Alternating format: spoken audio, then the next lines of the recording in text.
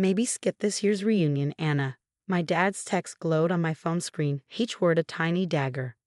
Your brother's family feels uncomfortable with, well, you know. I did know. I made things awkward by not fitting into their perfect family narrative. At 32, I was the unmarried daughter who chose a creative career over the family's precious medical legacy, the black sheep who dared to be different. Your mother and I think it's best, another text followed, just until things settled down.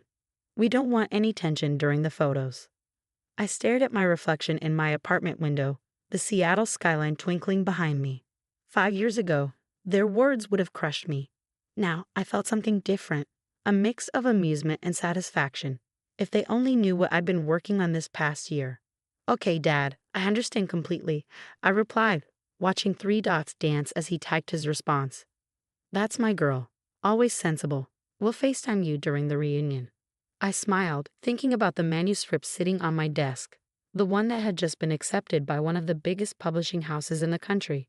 The one that would be released exactly 2 days before our family reunion. My phone buzzed again, this time from my brother James. Hey sis, no hard feelings about the reunion, right? Karen just thinks it's better if we keep things harmonious. The kids are at an impressionable age. Karen, my sister-in-law, the perfect doctor's wife who'd given my parents the perfect grandchildren and maintained the perfect family image. The same Karen who'd spent years making subtle digs about my hobby writing and my alternative lifestyle choices. No hard feelings, I texted back. I'm actually quite busy that weekend anyway. Busy was an understatement. I'd be on a national morning show discussing my book, a memoir about growing up in a family obsessed with appearances, about breaking free from toxic expectations, and about finding success on your own terms. My editor had called it brutally honest and refreshingly real. The advance reviews were already creating buzz in literary circles. A stunning debut that peels back the layers of family dysfunction with surgical precision, one critic wrote. The irony of that medical metaphor wasn't lost on me. I walked to my desk, running my fingers over the final proof copy, The Perfect Image, a memoir of breaking free by Anna Chin. My family didn't know I'd been writing it. They didn't know about the book deal, the upcoming publicity tour, or the film rights already being discussed. They'd spent so long dismissing my writing as a hobby, they'd never bothered to ask what I was working on. Even when I quit my corporate job last year to focus on my writing, they just sighed and asked when I was going to get serious about my life. My phone lit up with a message from my mother. Anna, dear, I know you're disappointed about the reunion, but try to understand. Your choices, they just don't align with our family values. Maybe if you follow the path we laid out for you. I left her message unread. Instead, I opened my laptop to check the morning show schedule. I'd be on right after the weather report, prime viewing time.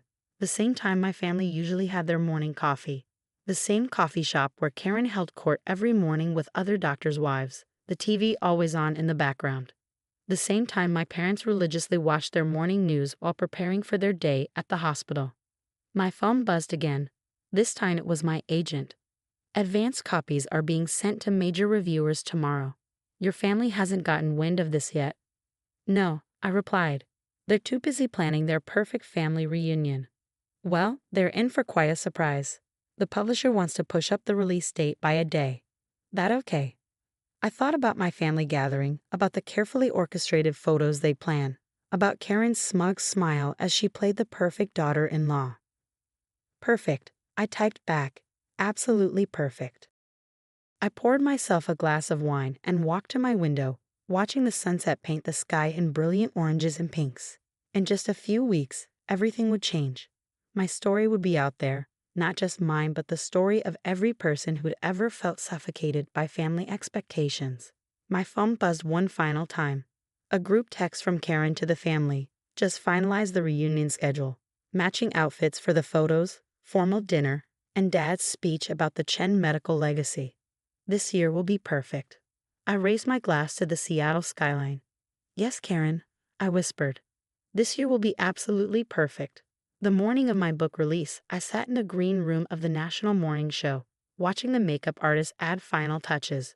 My phone had been buzzing nonstop since midnight when the first online reviews dropped. I turned off notifications from my family members, but my agent kept forwarding me screenshots of their frantic messages in various family group chats. Is this some kind of joke? Has anyone actually read this? Anna, what ADV do you want?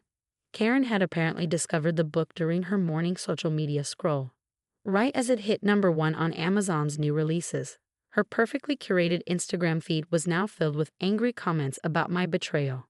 5 minutes, Ms. Chen, a production assistant called out. I smoothed down my red dress, deliberately chosen to stand out against the beige and pastels my family preferred, and checked my reflection one last time. You're trending on Twitter, my agent whispered, showing me her phone. #perfectimage was mentioned 50,000 times in the last hour. The publisher is already talking about a second printing. I nodded, thinking about how my family would be watching this. Mom and Dad in their breakfast nook, Karen at her usual coffee shop table, James probably seeing it on the hospital break room TV. The segment started exactly as planned. The host, Sandra Mills, held up my book with its striking cover, a cracked family portrait with perfect smiles. Our next guest has written what critics are calling the most searing family memoir of the year. Please welcome Anna Chen, author of The Perfect Image.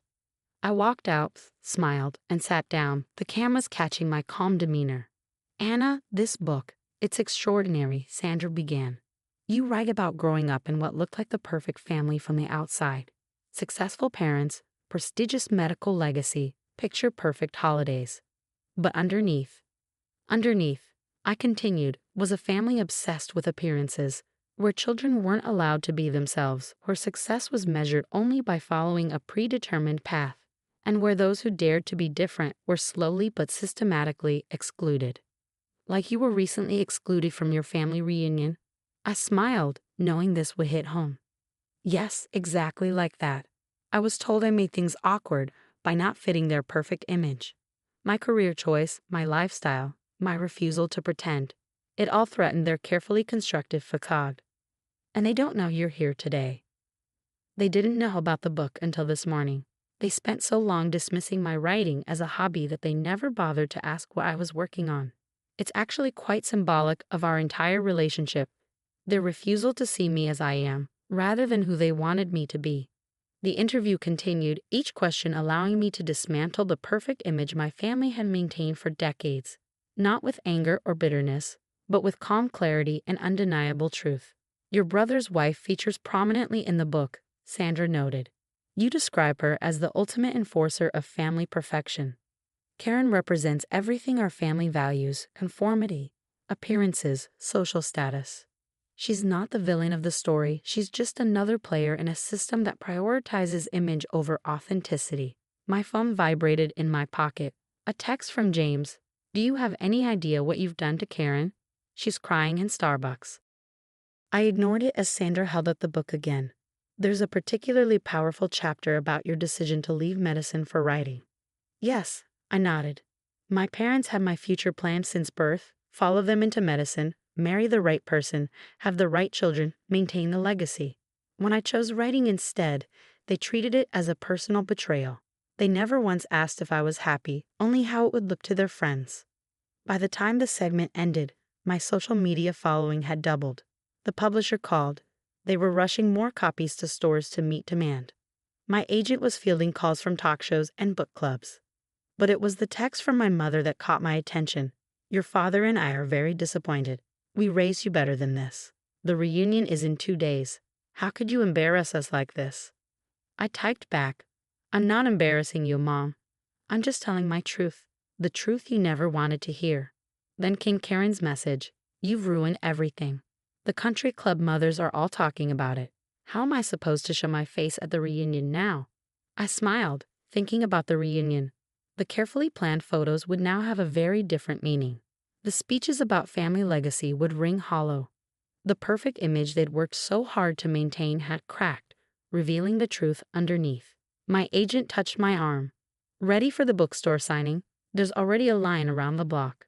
I stood up, gathering my things. You know what's funny? I said. They excluded me from the reunion because I made things awkward. Now I've made things more than awkward. I've made them real. As we walked out, my phone lit up with one final message, this time from James. Mom and Dad are talking about canceling the reunion. Karen's threatening to leave town. What exactly was your endgame here, Anna? I typed back 3 words. just being authentic. Then I walked out to meet my readers, leaving the perfect image behind.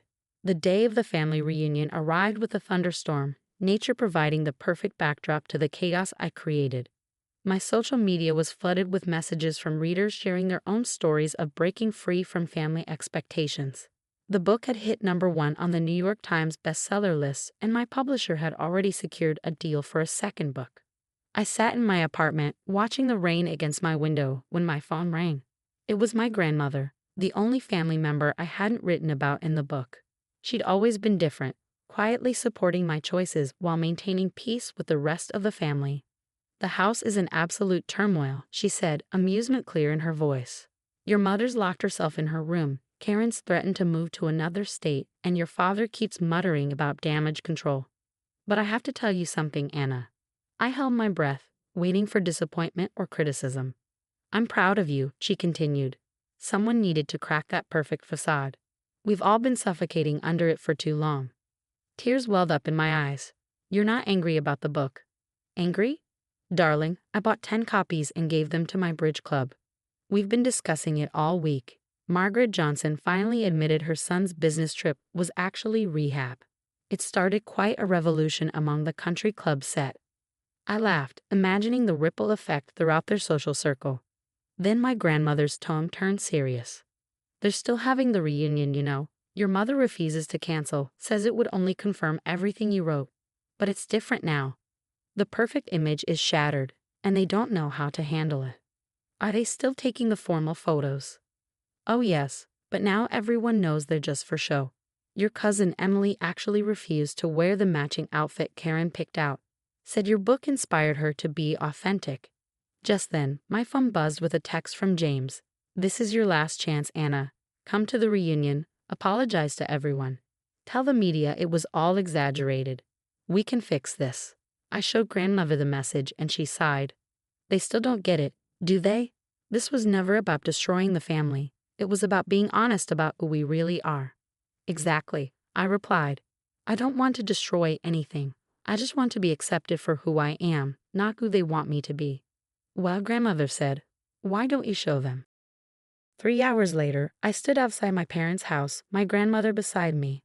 The reunion was in full swing, though from the tension visible through the windows, it was hardly the perfect gathering they planned. I knocked on the door.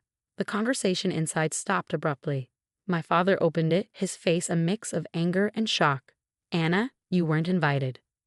"Actually," my grandmother stepped forward. "I invited her. This is a family reunion, isn't it? And last I checked, Anna is family." We walked in to find everyone frozen in place. Karen stood by the fireplace, clutching her wine glass like a shield. James hovered uncertainly between us, while my mother sat rigid in her chair, her perfect posture a defense mechanism. "I brought something," I said, placing a package on the coffee table. "Advanced copies of the second printing. I signed them for everyone." "More accusations?" Karen's voice was sharp. "No," I replied calmly. "The same truth, but with a new chapter. About how breaking free doesn't mean breaking apart. About how real family survives even when the perfect image doesn't." My mother stood up. "You humiliated us. Everyone's talking about it."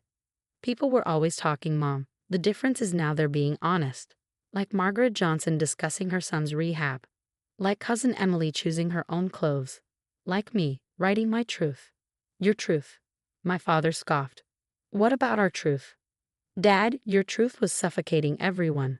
Look around. Has maintaining the perfect image made anyone actually happy?" The room fell silent. James looked at Karen, who was now staring into her wine glass. My mother's perfectly maintained smile wavered. "I didn't write the book to hurt you," I continued. "I wrote it because pretending to be perfect was hurting all of us. And look what happened. The book resonated because so many people were suffocating under their own perfect images." Grandmother picked up one of the books, opening it to the new chapter. "Maybe," she suggested, "instead of taking those perfect photos, we could sit down and actually talk. Like a real family." To everyone's surprise, Karen spoke first. "I read the book," she admitted quietly. "All of it. And you weren't wrong. About any of it. Even about me." The perfect image cracked a little more, but something real began to shine through the fragments.